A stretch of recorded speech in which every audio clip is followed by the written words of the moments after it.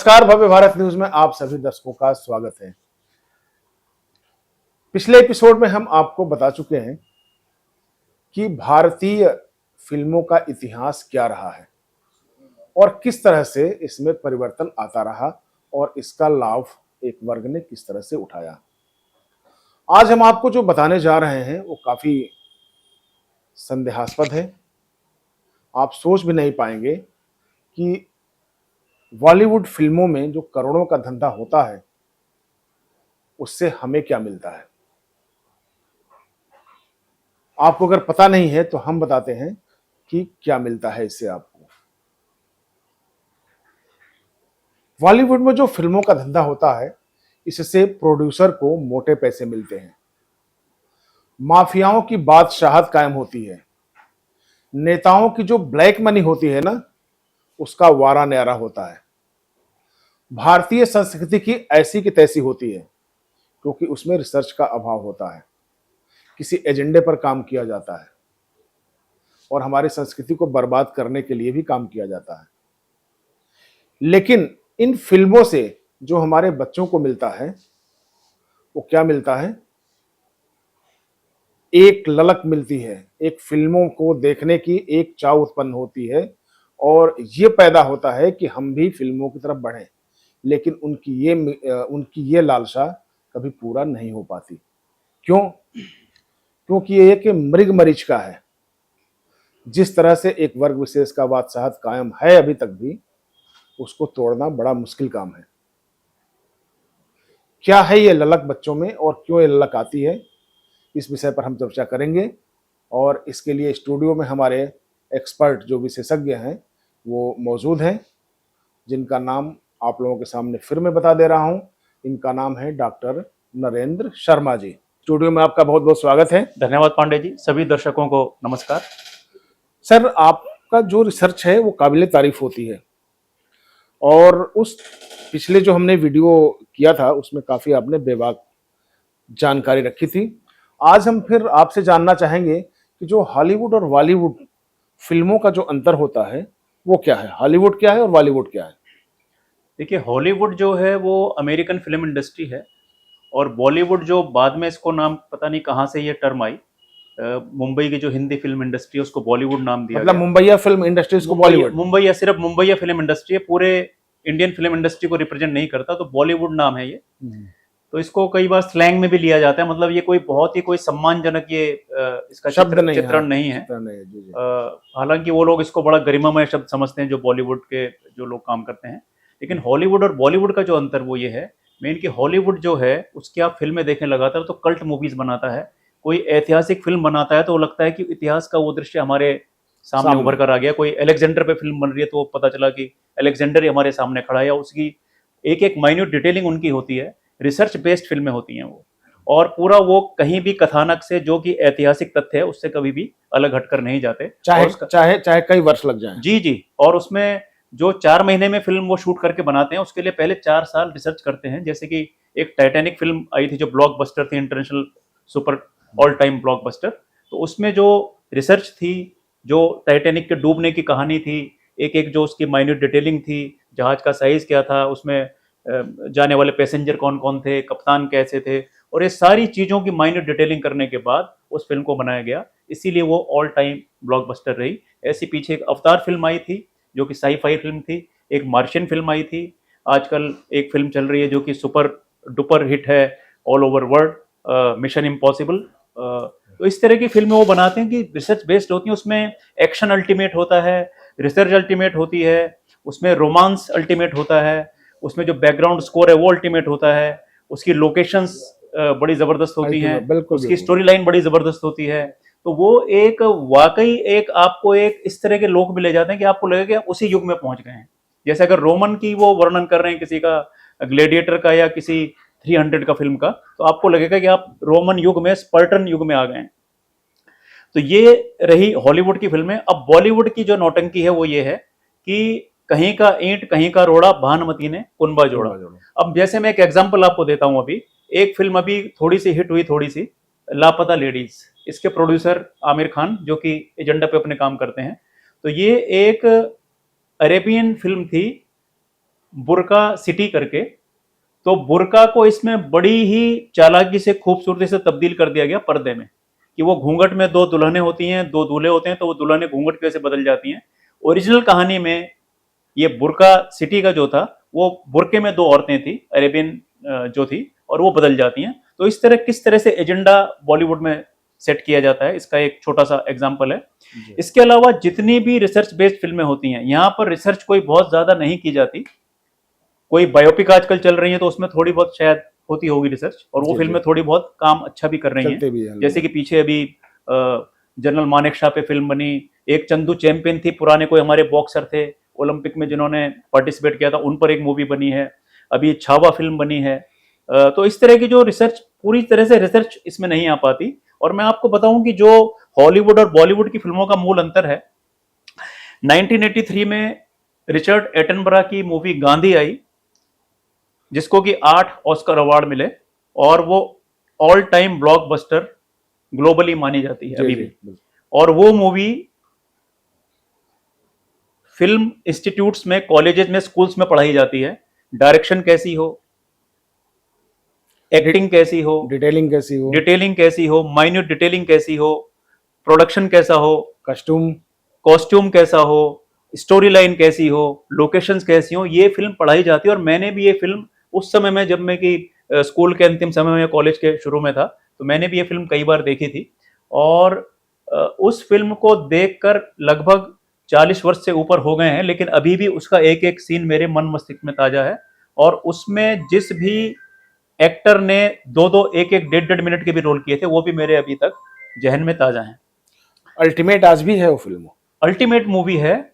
और उसमें भानु अथैया जो उसकी कॉस्ट्यूम डिजाइनर थी, कॉस्ट्यूम डायरेक्टर थी, वो उनके रूप में भारत को पहला ऑस्कर भी मिला था। तो फिल्म में ये अंतर है कि हॉलीवुड पूरी रिसर्च बेस्ड होती है, हर चीज में रिसर्च होती है, बड़ी बारीक डिटेलिंग होती है उनकी। और जो बॉलीवुड की फिल्में हैं, वो सारी कहीं का ईंट कहीं का रोड़ा, कहीं से स्टोरी चुराई, कहीं से गाना उठाया, कहीं से ट्यून उठाई, और ये करके एक कहीं का ईंट कहीं का रोड़ा, भानुमति ने कुनबा जोड़ा। इसीलिए इसकी पूरी एक यूनिवर्सल अपील नहीं है, और इसीलिए लगातार ये फिल्में फ्लॉप होती चली जा रही हैं। अब पहले के जो हमारे स्टार थे, चाहे जिस किसी को भी ले लीजिए आप, वैसे भी, चाहे वो अमजद खान हो, चाहे आप दिलीप कुमार हो, चाहे धर्मेंद्र हो, जो भी हो आज, चाहे अमिताभ बच्चन हो, उनकी एक अपनी छवि होती थी। आज के जो कलाकार हैं, वो उनमें बिल्कुल वो ना चार्मिंग दिखाई देती है, ना वो पर्सनालिटी दिखाई देती है। मतलब जो सब्जेक्ट से जो जुड़ाव होता है, जो फिल्म से एक जुड़ाव होनी चाहिए, वो उन चीज़ों का अभाव दिखता है। ऐसा क्यों? देखिए, पहले के जो एक्टर्स होते थे, वो जमीन से उठे हुए लोग होते थे, उन्होंने संघर्ष किया होता था, और नीचे से ऊपर की तरफ आहिस्ता आहिस्ता उन्होंने अपना सफर तय किया। 30, 40, 50 सालों का, अभी तक भी वो लोग काम कर रहे हैं। लेकिन आजकल जो एक हमें शॉर्टकट रास्ता जो नेपो किड्स को बताया गया है, यानी कि जो एक्टर हैं उनके बच्चे ही आगे काम करेंगे फिल्मों में, बाकी को साइडलाइन कर दिया जाएगा, तो उसकी वजह से वो फील उन बच्चों में नहीं आ पाता। उनको सहज ही एक, they are born with silver spoon in their mouth, और उनको प्लेटर में रखकर सक्सेस मिल जाती है, तो उनको उसकी कीमत पता ही नहीं चलेगी। और इस वजह से वो फीलिंग, वो इमोशंस उनकी एक्टिंग में या उनके काम में नहीं आ पाता, जो उस समय के एक्टर्स में होता था, जिन्होंने कि पंजाब के किसी शहर से, नॉर्थ इंडिया के किसी शहर से भागकर मुंबई गए, वहां पर फुटपाथ पर सोए, रेलवे प्लेटफॉर्म पर सोए, भूखे प्यासे वहां पर रहे, उसके संघर्ष करने के बाद आगे निकले। तो इस तरह के लोग थे वो। तो इसलिए ये अंतर तो रहेगा ही रहेगा कि वो इंटेंसिटी उनकी एक्टिंग में नहीं आ पाएगी, जो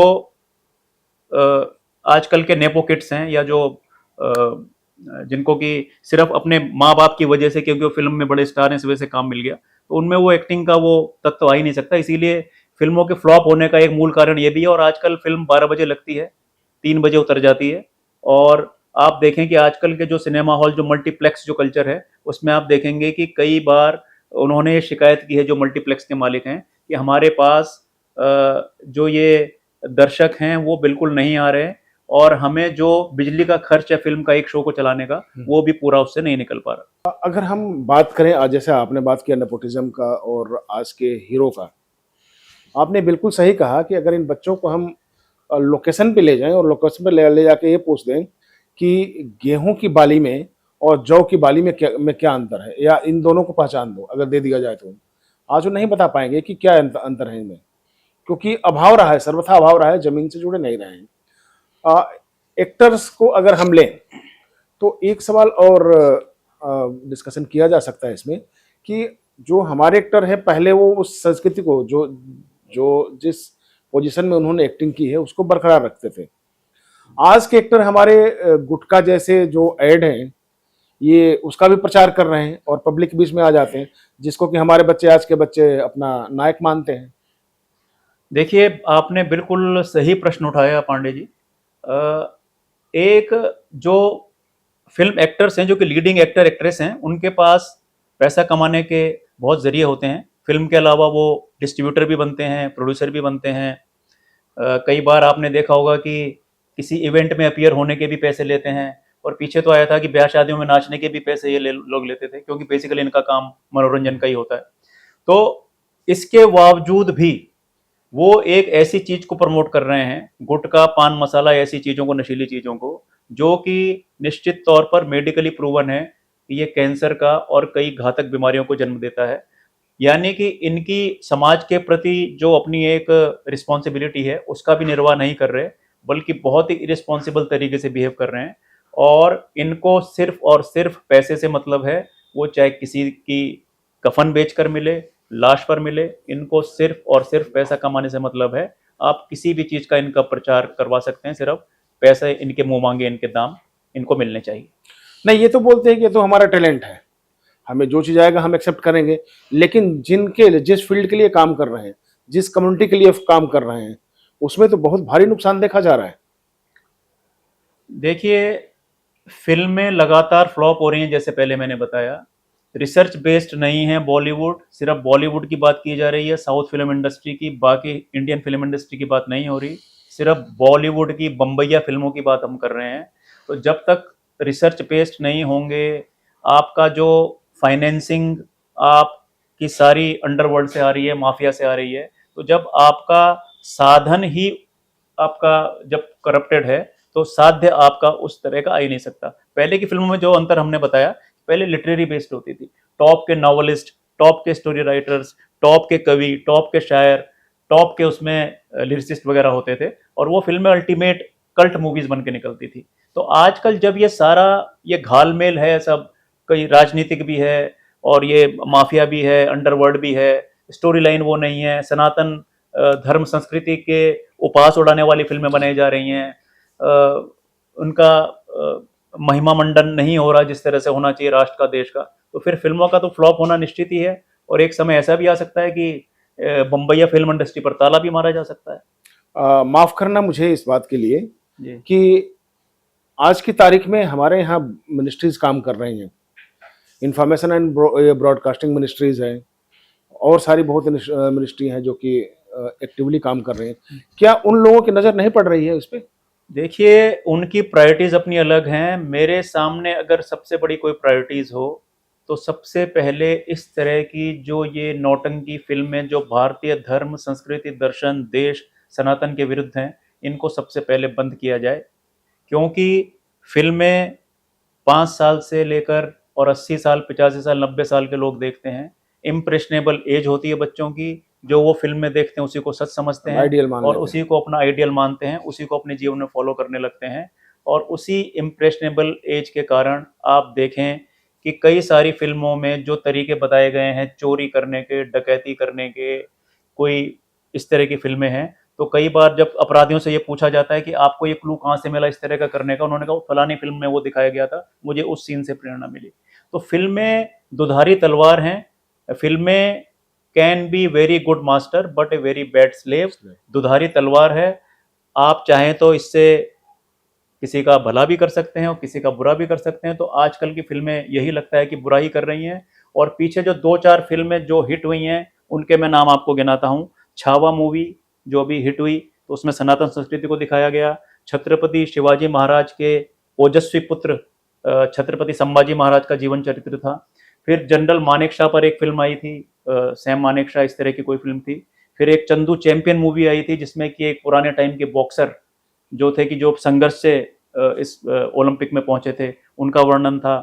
तो एक पीछे फिर वो भी मूवी आई थी जो MS धोनी के ऊपर थी, जिसमें सुशांत सिंह राजपूत ने जो रोल किया था, तो वो भी मूवी बढ़िया थी। सचिन तेंदुलकर पर मूवी बनी थी।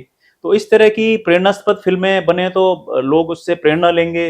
लेकिन जब इस तरह की जो स्टोरी लाइन दिखाएंगे कि भाई अनयूजुअल और ऊल जलूल फिल्में हैं जो कि बच्चों पर गलत एक इंप्रेशन डालती हैं, तो फिर उससे तो फिर बॉलीवुड का रसातल में जाना, मुझे नहीं लगता कि उसमें कोई अब बहुत ज्यादा समय बाकी सर, बचा है। हमारी जो बॉलीवुड इंडस्ट्रीज है, ये कवरअप है। अभी तक ये माना जाता है कि नेताओं और जो अंडरवर्ल्ड माफिया हैं उनका एक नेक्सस है, जिसके अंडर में ये पनप रही है सारी चीजें उससे भी। तो आपका क्या ये मानना है कि जो नेता है और जो माफिया है, इनको जो शेल्टर देते हैं, इनकी वजह से कुछ भी हम बनाए जाते हैं जो समाज को नुकसान करता है?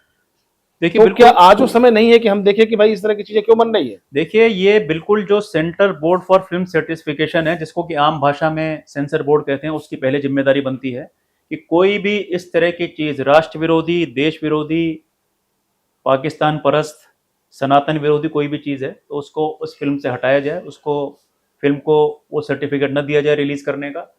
और मैंने जैसे पहले बताया कि शायद ये सरकार की प्रायोरिटी नहीं है कि वो इस ओर देखे, लेकिन उसको इस ओर जरूर देखना क्या चाहिए। Due to nexus? आप ऐसा नेक्सस की वजह भी हो सकती है। और अब एक और इसका एक अंक आ गया है आगे, इसका एक एक्सटेंशन आ गया है। जो नेट ये जो वेब सीरीज जो आ रही हैं, तो इनमें कोई बहुत ज्यादा रूल रेगुलेशंस और इस तरह की चीजें नहीं होती। तो ये आप देखेंगे तो ये सनातन धर्म संस्कृति को नीचा दिखाने के लिए ही बने, और कई सारे इसमें दृश्य, कई सारी स्टोरी लाइंस, कई सारे इसमें जो कैरेक्टर दिखाए गए हैं सनातन धर्म संस्कृति को ही निचले स्तर पर ले जा रहे हैं, जो कि छवि ऐसी बना रहे हैं पूरी देश विदेश में। क्योंकि जो इस तरह के सैटेलाइट चैनल्स हैं वो लगभग 100, 120, 150 कंट्रीज में देखे जाते हैं। तो हर कंट्री में, हर देश में, पूरे विश्व भर में भारत की संस्कृति इस तरह उसको एक तरह से करें कि उसका कुप्रचार किया जा रहा है। नहीं, मोदी सरकार यानी भाजपा सरकार तो काफी संजीदा है अपने धर्म के प्रति, अपने समाज के प्रति, सब कुछ है उसमें भी। मेरा ये मानना है कि अगर ये लोग थोड़ा सा भी अगर इस इंडस्ट्रीज को टाइट करते तो निश्चित तौर पे आज ये जो प्रारूप देखा जा रहा है, ये प्रारूप नहीं आता। क्योंकि सोशल मीडिया पर लगाम लगाने की पीआईबी में, प्रेस इन्फॉर्मेशन ब्यूरो से कुछ सूचनाएं आ रही है कि ये लोग कुछ इस तरह से कर रहे हैं ताकि सोशल मीडिया पे वो लग सके, लगाम लग सके एक वैसे भी। सोशल मीडिया से ज्यादा बॉलीवुड पर लगाम की जरूरत है।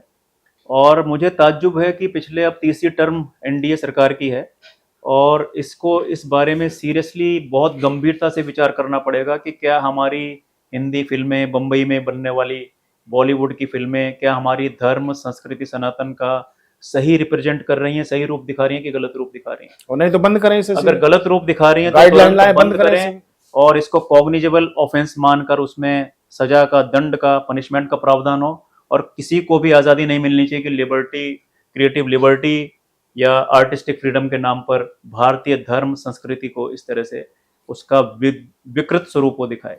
क्योंकि आज हम देख रहे हैं शर्मा जी कि आजकल के जो बच्चे हैं वो मसल्स बनाने के चक्कर में और अपने अच्छे सुंदरता के एवज में वो फिल्म इंडस्ट्रीज की तरफ बढ़ने लगते हैं वैसे भी। लेकिन उनकी कुछ समय के बाद में वो गति होती है कि वो कहीं के ना रह जाते हैं, ना घर का ना घाट का रह जाते हैं वैसे भी। तो इस ललक को कैसे रोका जाए?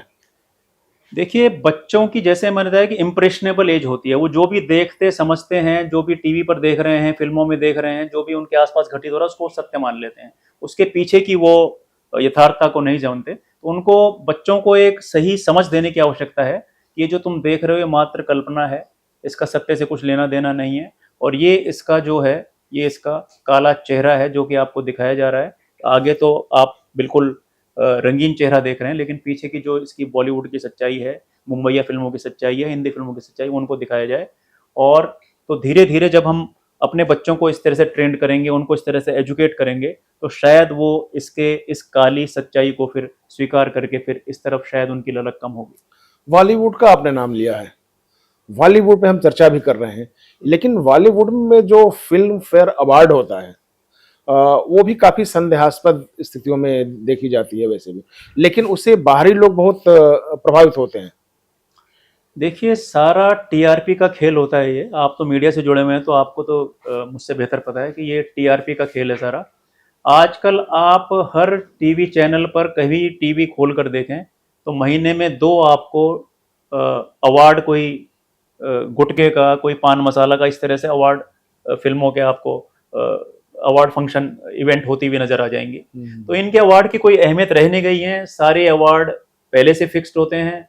कई बार एक्टर्स ने कुछ ने कहा है कि हमें पहले से फोन आ जाते हैं कि ये अवार्ड आपको दिया जा रहा है, शर्त है कि आपको वहाँ पर स्टेज में परफॉर्म करना पड़ेगा। उसकी महंगी महंगी टिकटें बेची जाती हैं, उनके इंटरनेशनल राइट्स होते हैं मीडिया के। तो ये करोड़ों रुपए का खेल होता है जो इस तरह से चलता चला जाता है। और अगर आप मना करते हैं तो फिर आप को अवार्ड नहीं दिया जाता, आप उस प्रोग्राम में जाते भी हैं। तो सारे ये इस तरह से अपने प्रोडक्ट को हाईलाइट करने के लिए, एडवर्टीजमेंट के लिए, विज्ञापन के लिए, इस तरह से ये अवार्ड का जो एक मैकेनिज्म है, जो नेक्सस है, जो नेटवर्क है, इस तरह से काम करता है। और इन अवार्ड की कोई अहमियत भी अब नहीं है, क्योंकि जो राष्ट्रीय फिल्म पुरस्कार है उसी को लोग ऑथेंटिक माने। और बाकी इस तरह के जो दादा साहब फाल्के पुरस्कार, दादा साहब फाल्के पुरस्कार है, या और राष्ट्रपति पदक है, राष्ट्रपति मेडल्स हैं, या और राष्ट्रीय पुरस्कार है, उनको ही ऑथेंटिक माने। बाकी ये सारे तो फिर ये अपने प्रोडक्ट बेचने के लिए, टीआरपी बढ़ाने के लिए, न्यूज टेलीविजन चैनल्स की टीआरपी बढ़ाने के लिए, या अपने प्रोडक्ट को एडवर्टाइज करने के लिए उस तरह किए जाते हैं। तो इसका कोई अवार्ड से बेसिकली लेने देना कुछ भी नहीं। मैंने तो सुना है कि अवार्ड देने के लिए जिनको अवार्ड दिया जाता है उनसे भी लाखों और करोड़ों में डिमांड किया जाता है। भी अगर मतलब अवार्ड बेचे जाते हैं। हाँ, अवार्ड बिल्कुल बेचे जाते हैं। ये बॉलीवुड में काफी समय से ये आक्षेप लगते रहे हैं कि पीछे एक पुराने एक्टर का मैं नाम नहीं लूंगा, उनका इंटरव्यू था कि उन्होंने उस समय में अर्ली 70s में 30,000 रुपए देकर कोई अवार्ड खरीदा था। इस तरह से उन्होंने चर्चा की थी। वो अब इस दुनिया में नहीं है। खरीदने का मतलब ये हुआ कि पीछे के पर्दे से मतलब आपने पैसे दिया और स्टेज पे अवार्ड मिला। हाँ, ये इन्वेस्टमेंट है एक तरह से, कि लोगों को पूरी दुनिया में पता चले कि ये इतना बढ़िया एक्टर है, उसको फिल्में मिले ज्यादा, लोग उसको ज्यादा देखें। तो अपनी एक तरह से अपनी फेस वैल्यू बढ़ाने के लिए लोग इस तरह से अवार्ड लेते हैं। मैं आपसे ये बताऊंगा कि दिल्ली समेत जितने भी मेट्रोपॉलिटन है वहां हर जगह एक ऐसा ग्रुप काम कर रहा है कि जो सिर्फ अवार्ड ही देने का काम करता है। उनका काम है लोगों से पैसा इकट्ठा करना और उनको स्टेज पे आके अवार्ड देना। ऐसे ग्रुप पे भी क्या कंट्रोल करना चाहिए, कमान लगाना चाहिए? हाँ बिल्कुल। देखिए, ये जस्टिफिकेशन कैसे होती है कि ये अवार्ड सही है? देखिए, जस्टिफिकेशन कुछ भी नहीं है। कोई भी संस्था मिलकर कोई भी अवार्ड डिक्लेयर कर सकते है, उसमें कोई आपत्ति किसी को नहीं है। और इनको जो क्लू मिला है वो फिल्म इंडस्ट्री से ही मिला है। जो आए दिन ये हम फिल्मों के अवार्ड देखते रहते हैं, तो जो लोग हैं वो भी सोचते हैं कि भाई हम भी क्यों ना इस तरह का अवार्ड शुरू करें। तो एक एनजीओ बनाकर या कोई भी कंपनी बनाकर या इस तरह मिलकर वो अवार्ड शुरू कर देते हैं। हालांकि उसकी कोई वैल्यू कुछ भी नहीं है। और इस तरह के ट्रॉफियां दुकानों से लेके उनको फिर स्टेज में देना, उन लोगों से पैसा लेना, तो एक तरह से पैसा कमाने का नेक्सस जो कि लगातार चल रहा है। और उसकी मूल में उनकी प्रेरणा स्रोत जहां से उन्होंने प्रेरणा ली वो हमारी बॉलीवुड, मुंबईया फिल्म इंडस्ट्री है। तो चलिए, बॉलीवुड के जो काले कारनामे हैं उससे आपको परिचय आज कराया गया। और भारत सरकार से ये अनुरोध है कि जिस तरह से वो सोशल मीडिया पे लगाम लगाने की कोशिश कर रहे हैं, उससे और ज़्यादा लगाम लगाने की ज़रूरत है। फिल्म जो आज करके बन रहे हैं उस पर लगाने की कोशिश है और फिल्म इंडस्ट्रीज को भी डिसेंट्रलाइज करने की ज़रूरत है। हाल ही में अभी योगी जी ने उत्तर प्रदेश में नोएडा के आसपास इन्होंने जगह दी है और उसका शुरुआत करने जा रहे हैं। तो इसी तरह से अगर फिल्म इंडस्ट्रीज को डिसेंट्रलाइज भी कर दिया जाए तो जो हमारे कलाकार हैं, जिनके अंदर ललक है, कुछ कर गुजरने की तमन्ना है, वो निश्चित तौर पे उभरेंगे और इस इंडस्ट्रीज में वो भी आगे बढ़ सकते हैं। तो आज के एपिसोड में इतना ही। अगले एपिसोड में फिर मिलेंगे। तब तक के लिए नमस्कार। आपका भी बहुत बहुत धन्यवाद। धन्यवाद। नमस्कार।